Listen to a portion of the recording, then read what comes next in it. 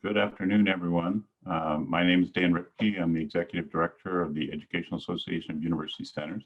Thank you for joining us this morning, this afternoon, or this evening, wherever you may be. As you all know, this is our bi-monthly webinar with the Educational Association of University Centers and the EDA, Bernadette, who's representing University Center program. We take this opportunity every other month to come together and to collaborate to find ways of communicating best practices across the University Center program around this country by bringing you speakers, topics, events that may be happening in the University Center community. So thank you for joining us today. Today we are joined by a handful of speakers on a variety of topics, which we hope will interest you. To begin the program, and I apologize, I've got 3 different screens going on here. There we go. I will open with a few remarks, as will Bernadette. Bernadette will begin with a little update on what's happening over at EDA. I will provide an update on what's happening with the Educational Association of University Centers. Then we will have Nolan, who will be joining us from the University of Alaska, who will be providing a profile of his EDA University Center up there. And then many of you may know Don Mackey, who for, I want to say, almost 4 decades ran the Center for Rural Entrepreneurship and has now the E2 Entrepreneurial Ecosystem Program.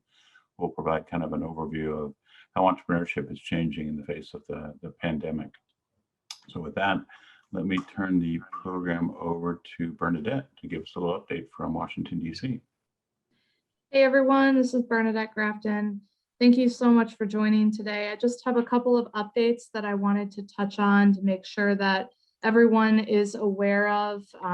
For those in our Chicago and Philadelphia regional offices, hopefully you have heard by now that the FY 2021 Notice of Funding Opportunity for the University Center program has been published. The deadline to apply is June 4th. I would encourage you to reach out to your EDA regional point of contact with any questions you have as early as possible so you can get started and make sure that you are submitting a complete and quality application. And just share the news with others who you think might be interested in applying as well. Also, just wanted to make sure that you're all aware of our updated University Center website. So you can see the link on the screen. We have made a few changes recently to the website that we're hoping allows you to navigate it a little bit easier and find what you're looking for. We've certainly added some pages, some sub-pages for applicants and for existing grantees. So please take a look at that. And also while you're there, look at your profile page. We want to make sure that we're updating your profile page with whatever information you would like us to be sharing there. So make sure you check that out. You'll also notice on the website that we recently added a YouTube kind of collaboration of all of the recordings and the short videos from those who participated in the social media week. I believe that was last week. So thank you for those who participated. We tried to kind of compile everything and put it on our website just to highlight some of those success stories that you guys have been sharing. So thank you for those who participated in Social Media Week. And I also just want to give a plug and encourage you to keep doing that. You don't have to just share during Social Media Week. This is an opportunity for you to tell your story, amplify your work, help us share your work, and to let people know that this is a program that exists and that there are good things coming from it. So thank you for that. Also, for those who may not have heard, EDA does have new investment priorities. Most of them are the same or just slightly tweaked. There is one additional one that's focused on equity. So please check out that website if you haven't already. We don't have any other information on the investment priorities just yet, but you can look at the website for that information. And lastly, if you haven't heard, the 2021 UEDA Awards of Excellence, the deadline to apply for those is June 1st. So please, it would encourage you to apply for that. You don't have to be a member to apply. but we would encourage you to be a member if you're interested. So that was it for my announcements. Thank you. Right. Thank you, Bernadette. And for those of you who were maybe trying to write down the links, I posted the links that Bernadette has here onto the chat box. So if you just go to the chat box, you should be able to access the links for the various programs, as well as I just put the link for the UEDA Awards of Excellence program if you want to apply. And then finally, last but not least, I want to make sure that I put information in here about the upcoming UEDA Summit, which is scheduled for September 19th through the 21st. So, and then we're looking at making it a hybrid program for this fall. So we'll have maybe some more information about that a little bit later on. So I will post those links in the chat. So please go right there. And we got a little note from Jenna that we're having thunderstorms in Lawrence, Kansas. So if people get knocked off from Kansas, we know why. All right, thanks, Jenna. So going on to announcements from UEDA, or excuse me, from EAUC. Christy and I are working on having our first board meeting coming up at the end of next month. So for those of you who are expressing interest in participating, look for that information coming out to you shortly. And Christy will be reaching out to you for a one-on-one connect. So again, that's May 28th. One of the items that we do have for our members is we have an online community, which will be going live on May 20th. And the purpose of this is really an opportunity for us to create online forums for people to have discussions on a variety of topics. I've had probably a little over a dozen people reach out to me this past month wanting to have discussions about the funding that is available for both university centers, as well as how to raise matching funds from the local communities to support your EDA University Center application. And so we're happy to have those types of conversations with our members. So we'll be adding those discussion forums on May 20th. The other thing that Bernadette and Christy and I have been talking about is doing a survey of the university centers to identify what topics we want to have for these webinars. So we'll be sending out that survey shortly, as well as we'll be identifying the topics for the forums. And then the other thing is we've had some people express interest in doing some collaborative projects across university centers. So we'll be looking at those centers that are looking to do collaborative research projects. So, and finally, last but not least, one of the benefits of membership that we'll be adding in May on the 20th as well would be a mobile app. So basically what it is, it's be an iPhone and or Google app that will be, you can install on your mobile phone. It will give you a customized directory of all the EDA university centers around the country. It'll also give you a little profile information about each one of those centers. And you will be able to email as well as to call directly from the app. So you just pull up a person's name, click on their face or their email address, and you can either email them or call them directly. So it's a nice feature. We're trying to encourage more peer-to-peer connecting amongst our members. You also will be able to get information about the upcoming webinars that we will be scheduling, and you can register for those events. And then finally, last but not least, but you can also update your profile. So as Bernadette mentioned, they're updating their profiles on the EDA website. We want to make sure that we are updating all of your information, including your social media profiles, so that members, for example, can be able to link quickly through Instagram or through other social media with the other University Center programs and get updates about when, let's say, University Center in Atlanta, Georgia is putting on a program that might be of interest to a University Center director in Oregon. So looking for that. What I will be doing is also scheduling a short webinar. It'll probably only be about maybe 20 to 30 minutes to go over how to install and make sure that you've got the application on your phone. So look for information about that coming up after this event. So Christy, David, Bernadette, and I have been talking about how to best create a community of university centers. And one of the ways we wanted to do this is create peer-to-peer sharing. really having an opportunity to share what each one of the centers is doing, either best practices, just simply scopes of work, how you're building local partnerships. I know it may sound easy at first, but building and maintaining strong relationships across an entire campus can be very challenging unless you are, depending on where you're physically located or structurally located in your campus. Managing interns, how to raise funds. So all of these things are things that we can talk about. In the history of the University Center program, we used to do peer-to-peer programs where we would actually travel nationally, and two university centers would go and review a third center. And we don't currently do that at this time, budgets being what they are. But what we do have is through Zoom and through these webinars is we have a great opportunity to at least have a sharing of best practices. And it is an opportunity too, as we've had in the past, and we probably will have in the future, a number of EDA regional offices participate in these calls. It's an opportunity for the regional offices to see what other university centers around the country are doing. So we think this is an excellent opportunity for that type of sharing. So to conduct that kind of sharing, or to have an opportunity to do so, we are going to be identifying university centers who want to come forward and share what they've done. Many university centers already do that at the regional level. I know in the Seattle regional office, it used to be every 3 to 5 years we would come together and have a peer-to-peer sharing. So what we have today is Nolan, who's volunteered to come forward and give a little bit of an overview about his Center for Economic Development located up in Anchorage, Alaska. Nolan provides overall leadership to the University of Alaska Center for Economic Development, which is just one of a portfolio of programs under the University of Alaska's Business Entrepreneurship Institute.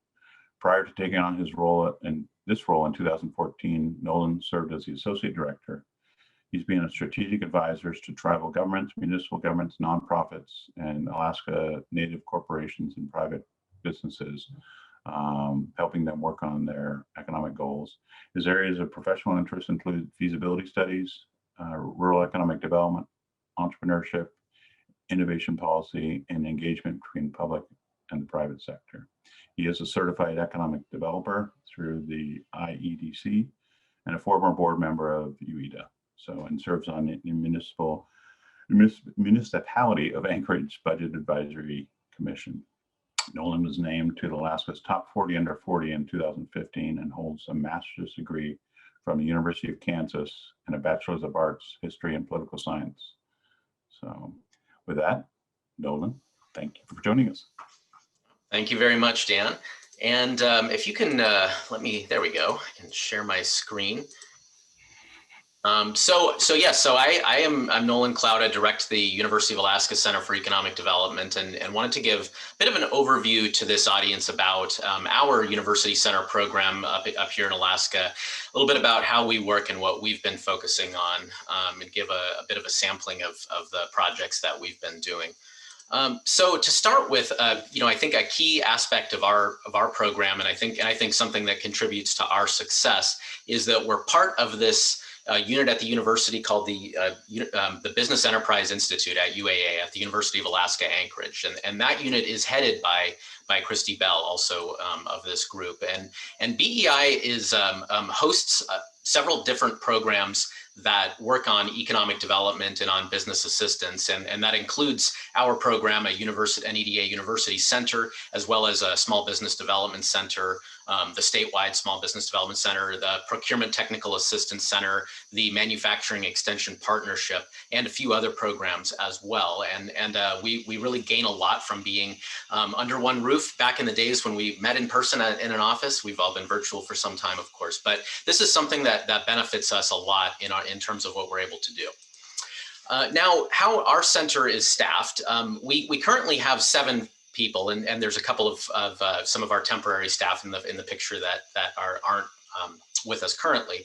But these are the positions that we have: a director, myself, an associate director, and the positions that are listed here are a strategic engagement manager, lead analyst, economic analyst. We also have some temporary folks that work with us. One is an Alaska fellow person who's with us for a 9-month stint, usually recruited from institutions out of state, somebody who's recently graduated from a top college.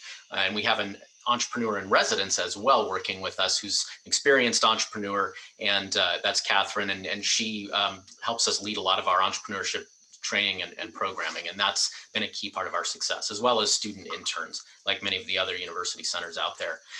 So the main things that we work on are listed here: applied research, entrepreneurial ecosystem development, planning and technical assistance, and then also the dissemination of information piece that's related to all of those. This picture was taken on Boss's Day when the whole team actually came to work trying to dress as me, and so back in the days of in-person contact, we used to be able to have fun in this kind of a way. But applied research I'll dig into first. Now we like for our work, and we emphasize the applied part of it, when we talk about it in public, because we like our work to be practical and hands-on and contributing to something action-oriented in a lot of ways.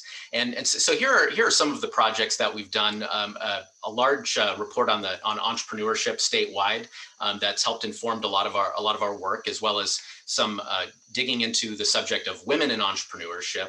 Outdoor recreation, impacts and opportunities. We did this emerging sector series on new emerging industries in Alaska that have promise, because that's something that's problematic in our economy, is a relative lack of diversity. We've done some work around kind of reference information too, and what you see here is a fact sheet that we made for, we've done this twice now, for all of the state Senate and House districts. It's mostly data from the Census Bureau, from the ACS. And this is something that's been really popular among legislators and staffers and folks who engage in the policy process, because this information is often really difficult to find. And so we often try to package information and make it accessible to folks that are not, constantly living in the world of data and don't already know immediately how to access it. We also did Dan was talking about the mobile app version of an EAUC directory, and we made a mobile version of this information too, which has been really popular, because a lot of our legislators sit there on committee hearings on their phones looking for information, and so we thought that might connect well for them as a way to get reference information on population, economy, demographics, and so on. The research that we do also needs, we see it as its value is when it gets out into the public space where it can be utilized. And so to that effect, we do a lot of presentations, a lot of outreach, and a lot of press availability. Our associate director, Gretchen Fauski, writes a monthly piece in the Alaska Journal of Commerce, and that often focuses on startups in Alaska and entrepreneurs. We wanted to make sure that entrepreneurship gets enough attention because it often gets kind of ignored at the expense of larger industries, in most media markets. So we wanted to be able to do that. It also highlights a lot of the research that we've done, and so that's been something that's been a really good feature. I also testify a lot for our state legislature, for various committees, usually on topics related to, during COVID, on a lot of topics related to how the economy is faring with COVID, on a lot of topics connected to what the state can do to diversify its economy, what the economic outlook for the future is, and even on special topics like on some work we did on the military in Alaska and its economic impacts. Later today, I'm actually testifying for our House Labor and Commerce Committee about some of the economic impacts of early childhood education, of all things, which is something I wouldn't have expected to be connected to economic development, but ends up being very important. So we like to try to be out there influencing dialogue that concerns what to do with our economy and where to go. And that's something that's pretty important in terms of how we work. So another thing that we like to do, when it comes to using our research, this is a finding that we really dug into, and that also influenced a lot of our work around rural entrepreneurship. That in Alaska, as in many places, there is a prosperity divide between the more urbanized areas and the more rural areas. And in Alaska, rural areas are extremely rural in the sense that they're often, not connected to a road system at all, and lack basic infrastructure, have very low incomes and very high rates of unemployment. And something we found when we looked at the measures of entrepreneurship around the state is that those trends are mirrored in terms of how many people own or start businesses. And so you can see in the Kuzelvac census area, this is one of the poorest county equivalents in the United States. There are only 5 businesses with employees for every 1,000 residents, against a statewide average that's more like 25, and some key hotspots, especially in tourism, that have far more than that. So this helped to point out for us ways that rural communities often need more help with some of the basic instruction around entrepreneurship. And as trainers in that space, that what could we be doing to help serve that population more so? So that leads into our next point about enhancing the entrepreneurship ecosystem. And for those of you that are working in economic development connected to the university, the ecosystem term, some like it, some don't, but we don't have a better term for all of the supporting environment in the fabric that helps to make entrepreneurship happen. And so we see supporting that community, those networks, and that space as being something really critical. And we put a lot of our effort into doing so. We have an informational website that also has some really active social media channels called Alaska Startups. And so this helps to spread information about events that are going on, about a lot of dialogue in terms of startup related topics in Alaska, a lot of connections that are fostered through the Alaska Startups website, Facebook group, Facebook page, and other social media channels. Some of you are familiar with 1 Million Cups by the Kauffman Foundation. That's a weekly event where one entrepreneur from the community gives an overview of their startup to a friendly audience that helps provide some constructive feedback, input, and so forth. We have been largely helping largely running the 1 Million Cups program in Alaska, and we transitioned it recently, of course, from being an in-person event to being a virtual event. That goes without saying, but also from being an Anchorage event to being a statewide event. And that was something that we saw as being pretty important because the urban world of entrepreneurship lives in a different bubble than the rural world does. And we think that there was a lot of benefit in connecting those spaces. And so that's been something that we've been able to do a lot of. What we also help and have helped lead, there's an annual startup week where there's a lot of coordinated events statewide around entrepreneurship, and we've played a leadership role in that, and a lot of other kind of connecting events like that. Rural entrepreneurship, in these very challenging environments, with high living costs and often a lot of barriers to entrepreneurship, places where electricity might be something like, 4 times more expensive than it would be in Anchorage, and a lot of connectivity issues around internet service. Some of these communities really have internet speeds that are just not usable in today's world. And so we've been able to utilize some of our funding from EDA and get some supplemental funding to do trainings around the state, in person and virtually when we've had to, although virtual has its obstacles. And so a few years ago, we did this series that took us to the community you see here. This is Utqiagvik. This is the northernmost community in the United States.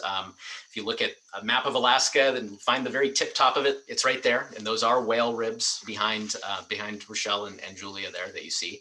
And so we delivered a curriculum and designed a curriculum that was more appropriate to rural communities, that incorporated some of the later thinking, some of the newer, fresher thinking on the lean startup, on customer discovery, but made it relevant for an audience of folks that might be working on relatively small businesses that don't maybe have as much understanding of like a lot of the kind of jargon and vocab that gets thrown around in the urban circles around entrepreneurship. Another one that we're really proud of is called the Best in the West Business Plan Competition. This is in the Bethel area in far western Alaska. And this is an area that's had been particularly under-resourced as far as infrastructure investment and very low incomes. And it recently had some leadership changes. The entity that had been doing this business plan competition, key person left, and this was not going to be able to happen. And so our team actually picked up that effort and was able to run this, and it's happening right now, this Best in the West business plan competition. The value of it is not the competition so much as the training. And so this is a cohort-based training program for entrepreneurs that are based in that very rural part of Alaska that we have to deliver in a very creative way, because a lot of folks don't have good internet, so they can't have video on Zoom. So we had to be able to accommodate in Zoom where they could, telephone where they had to, and even sometimes people on Facebook, we're streaming it to Facebook because it doesn't use as much video bandwidth as Zoom does, and so some people would watch this on Facebook and connect with us that way. So we had to be very creative about all of these things to get service to this region. It's something that we're really pleased with how it's worked out and what we've been able to do there, and something that would have otherwise been neglected. Another one of our recent offerings is this Upstart Alpha Startup Accelerator. This is a university-based startup accelerator, cohort-based program. We've just completed our second cohort this spring. Started off in person, finished virtually, is now a virtual program. This targets, we try to target university students that are entrepreneurs, but we have a mix of students and non-students that are all early stage entrepreneurs at around the same point. And like accelerators elsewhere that you might have heard of, the object is to try to compress, ideally years of learning in the early startup years into months, and to get them off the ground running in terms of figuring out who their customers are, what their market looks like, fine-tuning their pitch, getting them closer to being ready for investment if they're pursuing angel or equity type investment, and all the other things that get you going and ready to start a business. So by the time they're through this kind of intensive boot camp, their readiness factor has really increased, so this is something we're going to continue building and growing, and we've been able to take it. Being virtual, we've been able to take it from an Anchorage specific program again to a statewide program, and that's been a real strength. We think that we will keep this virtual even when we resume in-person contact as per normal. A related program under the Upstart Alpha banner that we have is an internship program where we connect students to startup companies, and they serve internships there, and we help pay for the intern, and so the startup gets the benefit of an energetic student who helps them with some aspect of their business. We've had business students, we've had engineering students that work on more tech focused startups or technology related startups, and the experience that they get from it is really something that's pretty incredible. Some students have worked with a commercial space startup company that's based here in Alaska that just got acquired by a private equity group. You get to, imagine a student of engineering, an undergrad student at a university who gets to work on launching rockets into space, right? And some of the mechanics that go on behind that, or on a drone company that's doing delivery of medical supplies to remote communities, or a lot of other interesting startups. This is something that you wouldn't get if you were interning for a larger company. And we see this as another way of nurturing and sort of normalizing entrepreneurship. Students are often not thinking about entrepreneurship as a career path. And so we want to at least give them that exposure to the idea that, starting your own business is a viable path in life. Even if you don't immediately start a business, maybe you will down the road. And at the same time, we're helping those startup companies with the extra capacity. They always need help. They always need staff. They always need talented people to help them. Planning and facilitation work, and this looks like a lot of the traditional planning work that you expect from EDA affiliates or EDA university centers. We do SEDS related work. We're in the process right now of wrapping up the update to the report you see here, the Kenai Peninsula Comprehensive Economic Development Strategy, and so we do most of the work in this case on a contract with the local EDO. And help facilitate and do the background research and help them, with the whole SEDS package.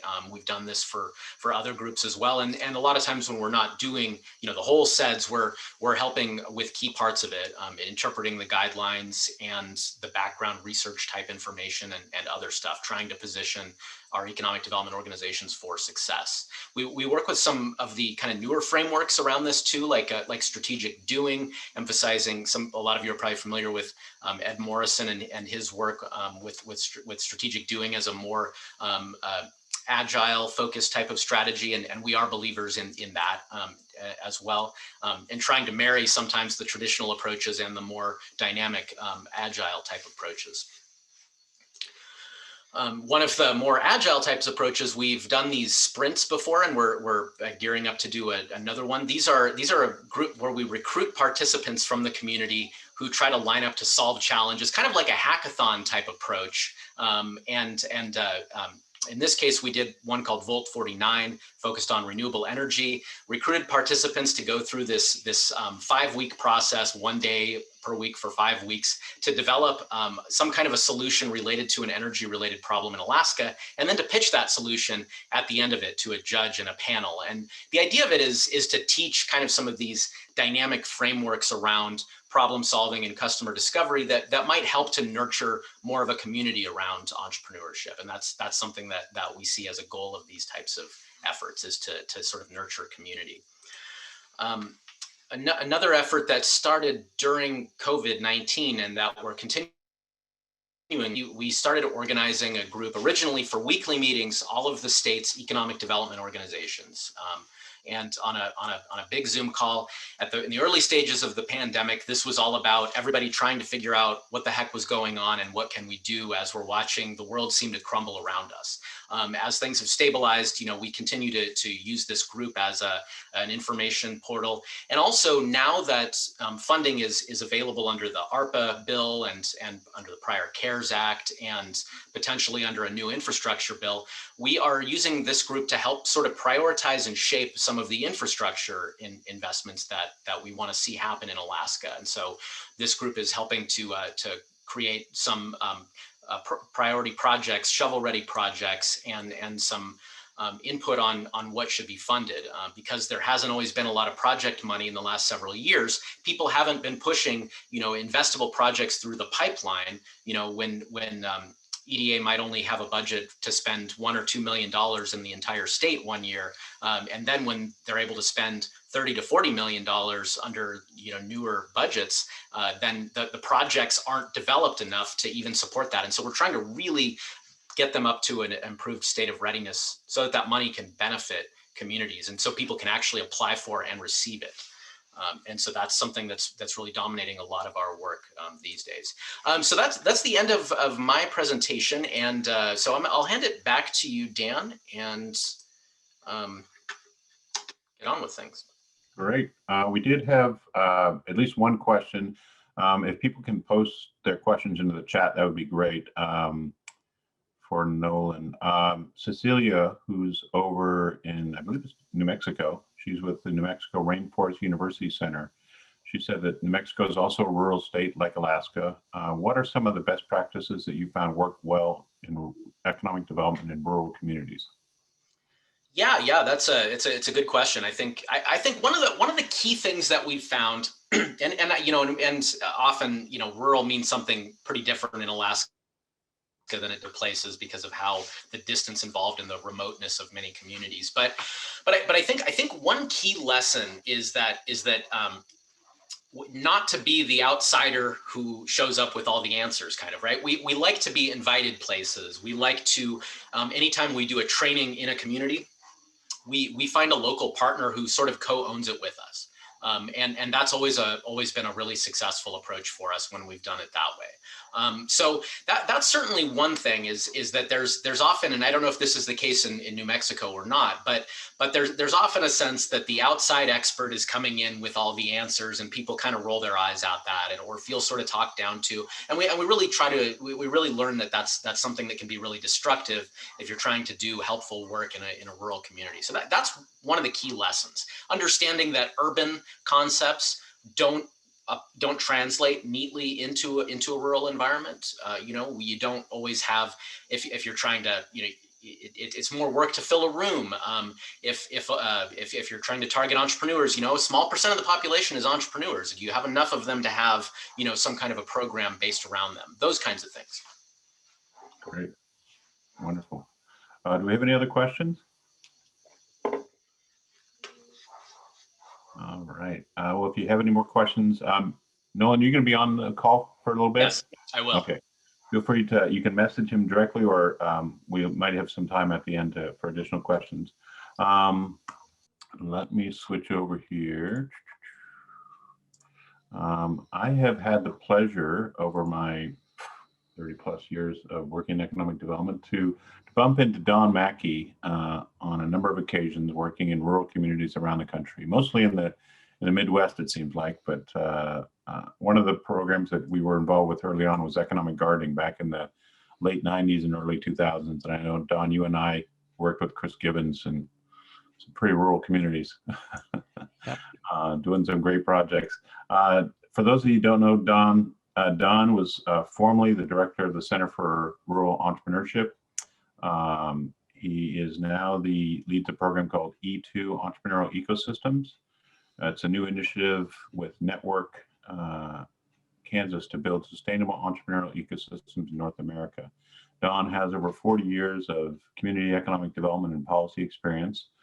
He was most recently the co-founder and co-director of the National Center for Entrepreneurship. Through his work, Don helps communities and regions throughout North America grow entrepreneurial-focused economic development strategies and ecosystems. Don calls Nebraska his home, and he's a proud resident of the America's Great Plains region. So Don, thank you for joining us.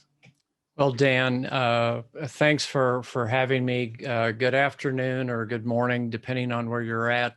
Glad to be with you today. I want to share with you some of our research that has implications for rural community economic development and specifically entrepreneur-led development. But I think it's useful for us to at least share our operating definition of what we consider rural. We work throughout North America, the Caribbean, a number of the Canadian provinces as well. And so over the years, we've had the opportunity to work in nearly every rural region in North America.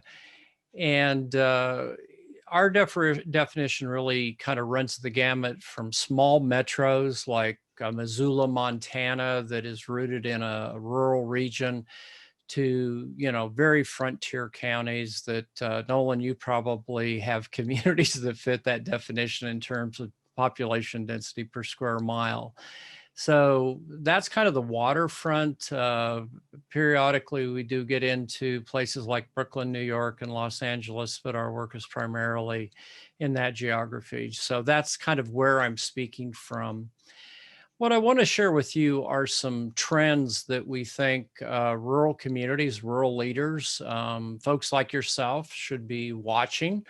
And this was work that really began to become more obvious to us with the Great Recession of 2007, 2009. You know, one of those profound economic events that really impacted us. And now 10 years later, we've got the pandemic recession. Who would have guessed that two of these things could be that close together, but they have been. And leading up to the Great Recession, we really began to notice some powerful trends that represented opportunities for rural communities. And so we began to curate with our network a number of what we call rural megatrends. And there's some information that Dan's going to share with you that you could learn more about those. But I want to talk specifically about four that I think are very important. And based on the research we've been doing, the conversations we've been having, we anticipate are going to deepen and accelerate as we come out of the pandemic recession. And so I want to briefly talk about outsourcing, remote work, entrepreneurship, and urban to rural migration. And as I hopefully share our perspectives on those four, you'll begin to see that they're really part of the same cloth. And when you weave them together, they represent some major trends that if rural communities and regions are willing to tap into, can create significant opportunity for growing more prosperous communities and regions. And then I'll wrap with just a little bit about our free resources that are available to you all that you can share with your constituencies in your part of America. And again, while there's a rural flavor to these, a lot of these resources have relevancy in more urban communities as well. So let me begin with outsourcing. This has been at work. It's accelerated during the Great Recession. It continued to be strong based on the research we were doing in between the Great Recession and the pandemic. And one of the things we're noticing is if you think about large employers, whether that's the Defense Department or a large Fortune 500 corporation, part of their venture strategy was to outsource activity. Now, if it was close to a corporate headquarters, you know, that catering, the groundskeeping, all those kinds of things, they were basically trading legacy wage and salary employees for contracts to provide those services, which in turn was driving entrepreneurial opportunities for those that were doing it. For others, many of these activities are not place-based, and consequently, they represent opportunities for folks who may live in a rural community to, in fact, be providing goods and services for these major employers. Now, a lot of these outsourced workers may not see themselves as entrepreneurs, but in fact, they are. My oldest son works in the fashion industry. He's never had a wage and salary job in the fashion industry. He's always been an outsourced worker. And, you know, he's got to go through the same thing that any entrepreneur does in terms of creating a diversity of clients, a diversity of offerings, a way to figure out how to run his life and his business so that he can be successful. So that's the first trend I'd like to put on your radar screen. The second is the coincidence with remote work. And of course, the pandemic has really brought this as so many Americans were forced to go home because of the health crisis. Employers, organizations got used to having remote workers. And in my home community now of Lincoln, Nebraska, one of our large private sector employers, State Farm, has indicated they're not going to reopen their headquarters or their corporate facility here with about 800 workers. They're going to continue to have those folks work remotely from their home or wherever they're located at. And so this again represents an opportunity for people to choose where they want to live. Maybe they've got aging parents in a rural community and they want to be closer, but they have a work relationship with one of these employers, and it allows them to weave these personal and professional and work goals together. Now, again, when somebody's pushed into that kind of remote work role, many of them, at least based on some of the anecdotal research we've done, begin to think about what else can I do, because this is kind of a thin thread. I could be moved from a wage and salary employee to a contract employee to no work with that corporation. How do I begin to develop other relationships? Again, pushing them into the knowledge economy, but as an entrepreneur.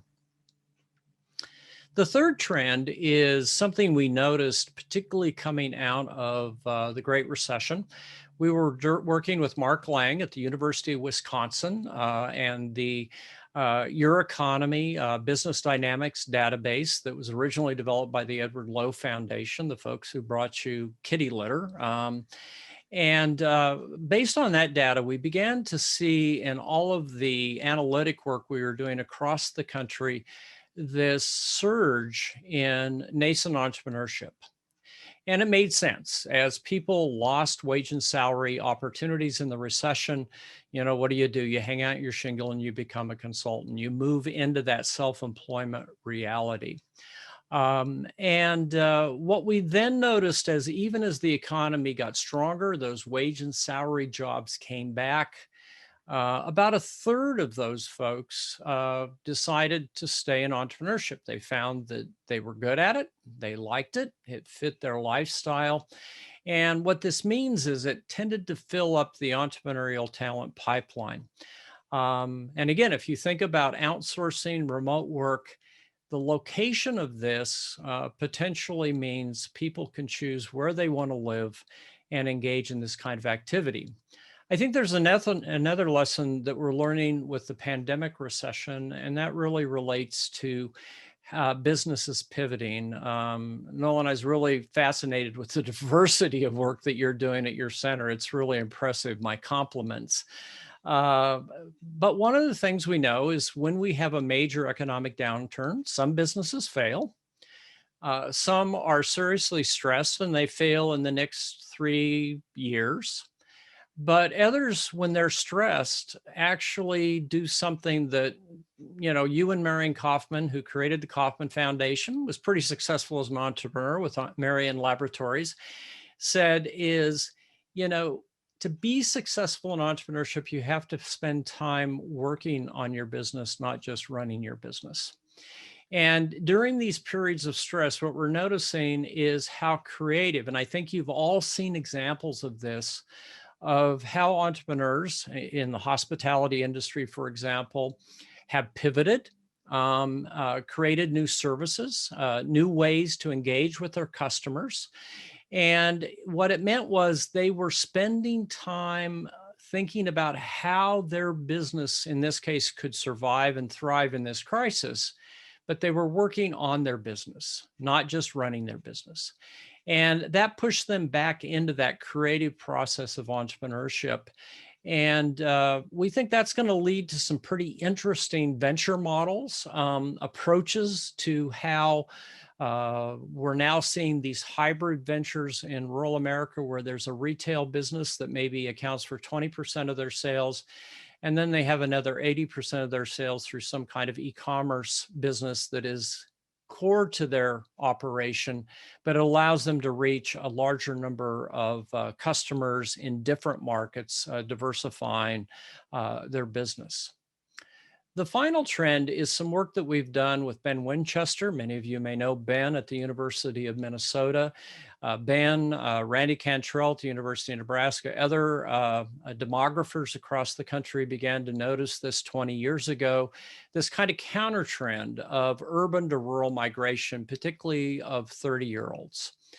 And we saw that accelerate during the Great Recession. It remained strong in the intervening years between the Great Recession and the pandemic recession.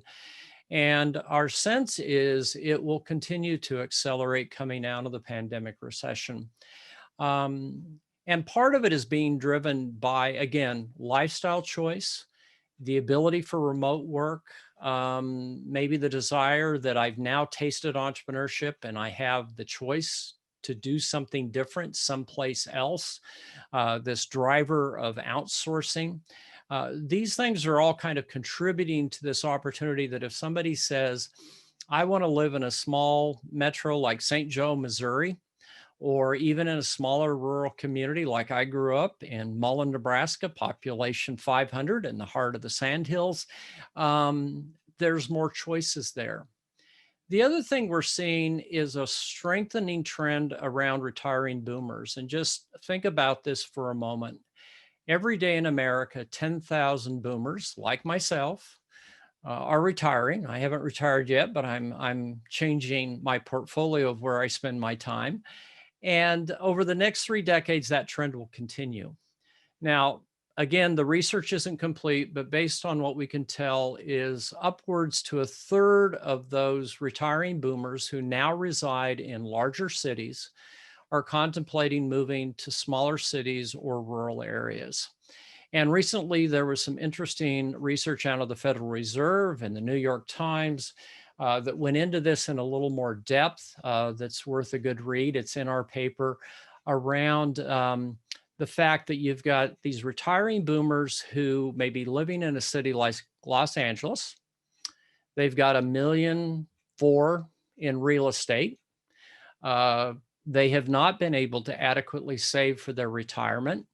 And so, they decide to move to an interesting community in the mountains outside of Tucson, which there's some great old mining communities. I happen to know of this community personally. We do some work there.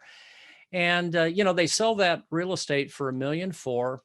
They can buy a place there for $150,000, put another $50,000 in it, and take the differential and capitalize their retirement fund. Well, those are powerful economics. And it's not just people moving to high amenity places, because high amenity places like Aspen or Steamboat or Jackson Hole in Wyoming, they're no less costly than what you would find in a major city. So they're looking at a range of places based on affordability and how well that matches up. The other part about these retiring boomers is because many of them are retiring younger. They have skills, they have experience, they have connections, they have access to capital. And in many cases, in that second or third gig, they are investing in businesses, they're starting in businesses, they're working in their communities to get businesses going. So it's a huge source of entrepreneurial talent, whether that's the farmer coming from the countryside into the community, or somebody who's been away for 40 years and is coming back in their retirement to their hometown. Very powerful forces. So our paper that Dan's going to share with you, the 2020 Pandemic Recession Future Trends, goes into these things in greater detail. And so we would hope that you would find that useful. So we're getting to the end of my time, but let me just highlight the second piece that Dan shared with you. Through E2 Entrepreneurial Ecosystems, we have made a lot of our intellectual property now in the public domain. It's something that you can access, you can use, you can co-brand with citations. So let me just highlight a couple of these things, and this paper will give you more specific information on how you can get to those. Your best way to learn about the resources that we have that are free and available to you is through our website, energizingentrepreneurs.org. We do a monthly electronic newsletter. That's the best place to find about new content that either we've produced or we've gathered that we are sharing with the public. We've also created something called the National E2 Practitioners Network. And this is a way without any cost, just an agreement to share back what you're learning, what you're doing, that you can get access to our entire collection of resources around entrepreneurial ecosystem building in rural America. And then finally, our new podcasts called Pathways to Rural Prosperity. We drop 2 of these a month. So for those of you who don't have the time to do all the reading, that 20-minute podcast can give you the highlights of a lot of this new content and resources that our network is producing. So Dan, that's what I wanted to share today, some of the implications, but I think it's important for us to look at where we have the wind at our back with some of these trends, which are creating opportunities to grow stronger economies across America. Great. Thank you very much, Don. And for those, I have to apologize. I'm used to being in Zoom meetings where I can just drop a file into the chat. And apparently in Zoom webinars, you can't just drop a file into the chat. So I had to create a Google Doc depository. And so if you go to the chat box, you can download both of Don's handouts. So you have both of them. Now, Don, you host a radio program, is that right? Yeah, we do a podcast. It's called Pathways to Rural Prosperity. You can get it on any of your favorite platforms, or you can go to our website and sign up using one of the platforms. And we're doing that primarily for folks who maybe don't have the time to do a lot of reading, but while they're in the car or they're doing some desk work, they can listen to a 20, 30-minute podcast. So we were talking about Chris Gibbons. He was a guest recently and brought us up to date on the work that they're doing. And so it's a great way to kind of get in touch with some of this content that our national network is producing with just a little bit of time through a podcast format. Great. Well, that's wonderful. Do you think either the boards of economic development organizations, economic development districts, who do you think might be someone who would be interested in that podcast? Well, they would be prime audience. Okay. I think anyone who is working in the field of community economic development, whether that's a leader like a mayor or a county commissioner or a chamber exec, their board members, it's really geared to very practical information. So when we talk about these migration trends, we try to bring it down to the point of how can you build that into the strategy? What are the things you need to be looking for? What are the things you need to be doing to take advantage of that trend? So it's very applied, and it's very practical information. At least that's our goal. Great. That's wonderful. Thank you, Don. And speaking to you a little bit earlier, you brought up the idea of Chris and maybe having him as a speaker in one of these future webinars. I was emailing this morning with Andy over at the Kauffman Foundation this morning about presenting in June. And so he's expressed some interest, so we might be able to bring him at least on the agenda. So. Yeah, Andy's great. I would encourage that. Right. Well, I think a lot of universities would be interested in learning more about what Kauffman is currently doing and what they're planning on doing. For those who didn't participate, I know Kauffman held a wonderful event over the past, I think it was last summer to early fall, and had thousands of people around the world participating in it. So look forward to maybe having them involved. Well, we have 2 minutes left. And I really wanted to thank our speakers for taking the time out of their busy schedule to participate in today's program. Nolan and Don, thank you very much for participating. Our next webinar is scheduled for June 23rd. As I said, we're trying to pull together an agenda of speakers right now. So if you have some ideas, please feel free to email me. Otherwise, you will still get a survey asking for some topics. Again, I am talking to Kauffman and a few others to participate. I will be scheduling a webinar in May for how to use the mobile app so you can communicate with all the other university centers out there. The board meeting is scheduled for May 28th. And then finally, last but not least, there is currently a webinar going on. I don't know if it's completed yet or not, but I will put the link in the chat. I just didn't want anyone jumping off. But what it is, it's a reauthorization hearing for the Economic Development Administration. So it might be an opportunity, if it's still going on, which I haven't had a chance to look over there yet, to find out what's happening in terms of the reauthorization of EDA. So there is that link. Thank you all for participating, and we look forward to seeing you in our next webinar. Thank you very much.